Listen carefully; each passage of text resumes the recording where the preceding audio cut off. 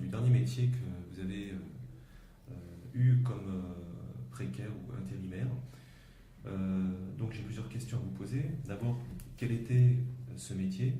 Et peut-être on peut en parler un petit peu, décrire. Et puis, est-ce que c'est le métier que vous avez rêvé ou préféré, ou s'il y en a eu d'autres avant ou après qui vous ont semblé plus intéressants? Décrire peut-être aussi la structure dans laquelle vous avez travaillé, ce que c'est comme type d'entreprise. Qui était avec vous, c'est-à-dire combien de personnes étaient employées, est-ce qu'il y avait beaucoup d'hommes, de femmes, leur âge, parce que l'on sait que l'âge, ça peut aussi jouer dans les relations de travail. Et aussi, est-ce qu'il y avait beaucoup de cadres, de contremaîtres, de coordinateurs, beaucoup de hiérarchie en fait, que vous aviez sur le dos ou pas? Ça aussi, c'est assez important pour les relations de boulot. Et puis, est-ce que vous étiez nombreux à être intérimaires, apprentis, stagiaires? Voilà, j'ai plusieurs questions, donc je vous laisse parler maintenant. Donc, est-ce que tu veux commencer?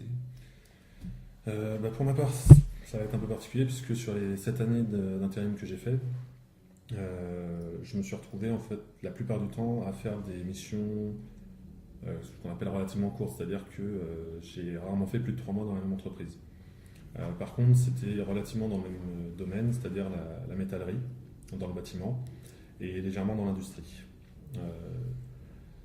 Dernièrement, j'avais fait soudeur en industrie, dans une structure relativement grande, plus de 50 salariés pour la véritable structure, même si l'entreprise le groupe est découpé en plusieurs entreprises pour faciliter la gestion, nous dit-on en haut lieu.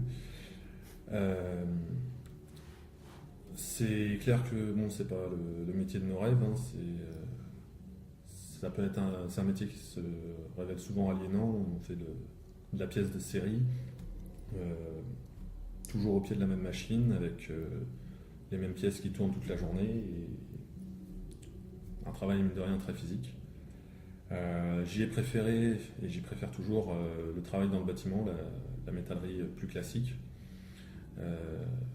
dans des structures vraiment de type PME, où on se retrouve au-dessus de nous, on a le patron, on a les dessinateurs qui sont en charge des chantiers. Souvent, sous le nom dessinateur, ils ont en fait le boulot de rencontrer les clients, faire les devis, préparer les plans et les envoyer à la construction, puis suivre le chantier jusqu'à sa livraison.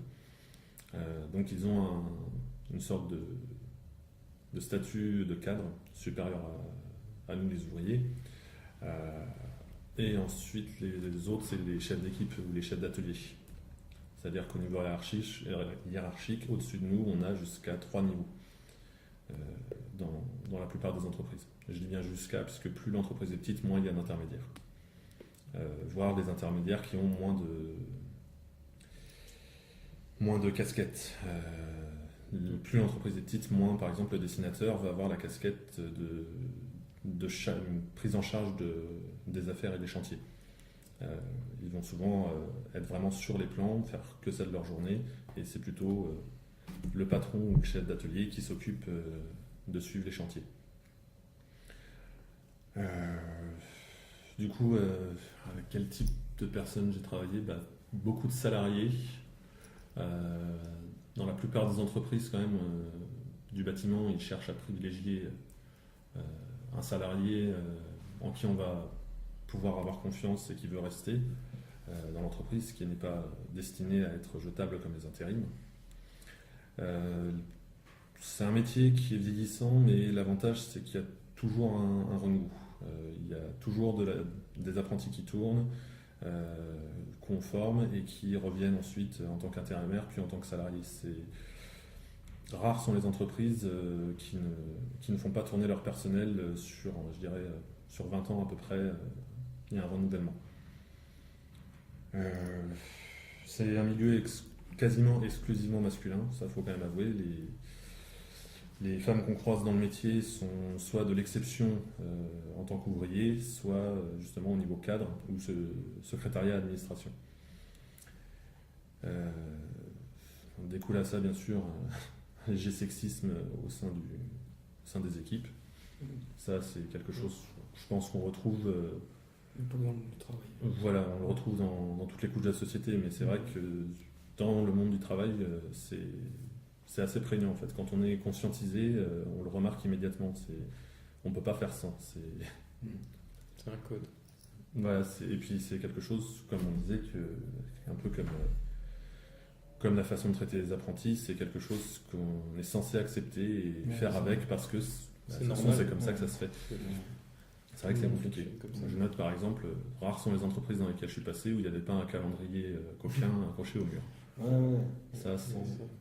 Ouais. Et c'est quelque chose qui est considéré comme normal. C'est étrange mais normal. C'est banal. Ouais, complètement. Et les relations aux plus âgés? Ah oui, au niveau de l'âge, oui, c'est vrai que j'ai travaillé du coup dans une entreprise où les plus jeunes étaient souvent les apprentis et après des intérimaires jusqu'à 30 ans et des salariés entre 25 et les plus âgés que j'ai dû croiser devaient arriver sur leurs 60 ans, très proche de la retraite du coup pour certains. Les plus âgés ont vraiment ce côté tout vu, tout fait, côté patriarche en fait, dans la gestion de leur boulot et de leurs équipes. La plupart sont montés en grade, sont devenus chefs d'atelier ou responsables d'une certaine forme de hiérarchie au sein des ateliers. Mais aussi, étrangement, je trouve que c'est chez les plus âgés que la bienveillance envers les plus jeunes est la plus intéressante. Comme si les plus jeunes avaient encore des preuves à faire de leur capacité ou une concurrence avec ceux qui arrivent, et les intérimaires en particulier. Comme si l'intérimaire pouvait les mettre en danger au niveau de leur métier. Ça, c'est vrai que les anciens l'ont moins. Ils sont souvent beaucoup plus confiants dans leur position et du coup sont plus cool en fait. En tout cas, de mon expérience, c'est ce que j'ai ressenti. Ils déconnent plus. En général, les personnes plus âgées vont plus être à rigoler avec toi plutôt que être dans une sorte de compétition, parce que des fois, même avec les plus jeunes, on sent, même si c'est pas dit clairement, même si c'est dit en déconnant, on sent que derrière, c'est un peu moi je suis meilleur que toi et tu me dépasseras pas, tu restes intérimaire et puis voilà quoi. Des fois ça se passe comme ça.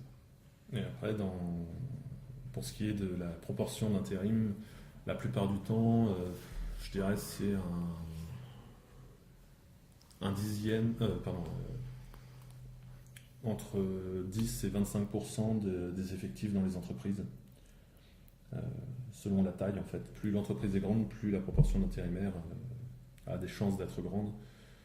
Après, c'est toujours fonction de la situation de l'entreprise. En fait, si elle est dans une période de faste où il y a beaucoup de commandes, ils vont avoir une tendance à prendre plus d'intérim. Et au contraire, si ça commence à être un peu faible au niveau production, là, ils vont faire le tri et garder des intérimaires très productifs ou pas d'intérimaires du tout et rester sur le bassin salarié. Voilà. Je pense que j'ai fait le tour pour ce qui est de ma part.